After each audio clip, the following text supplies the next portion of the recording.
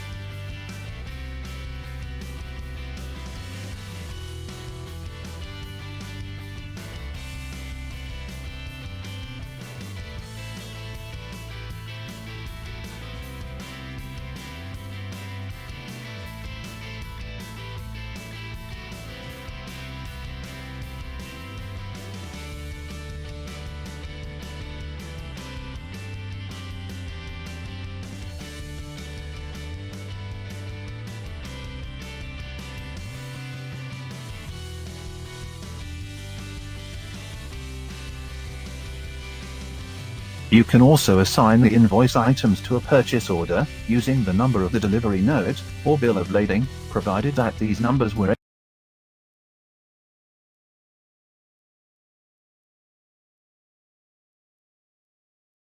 With the SAP Fiori app Create Supplier Invoice, you create a supplier invoice, or credit memo, based on the received document. In the basic data, you select the correct transaction, for example invoice, credit memo, subsequent credit, subsequent debit, and the company code, for which the supplier sends you the document. In this area, you also enter the gross amount, invoice date, and reference number. Then you specify the purchase order items, to which your supplier invoice or credit memo relates. As reference, you can use purchase orders, delivery notes, and bills of lading. The last two only, if the information was entered while posting the goods receipt. In the item list, the system proposes all purchase order items that fulfill the relevant allocation criteria. Compare the suggested invoice items with the items in the vendor invoice, and correct the proposed values for amount, quantity, and tax code, if necessary. The items to be posted must be selected. If you select the Simulate or Post function, the system compares the quantity and amount data of each supplier invoice item with the data of the related purchase order item. The Simulate function allows you to display the account movements before posting the document. If the system detects a deviation, and this deviation is outside defined tolerances, the invoice is posted, but the invoice is automatically blocked for payment.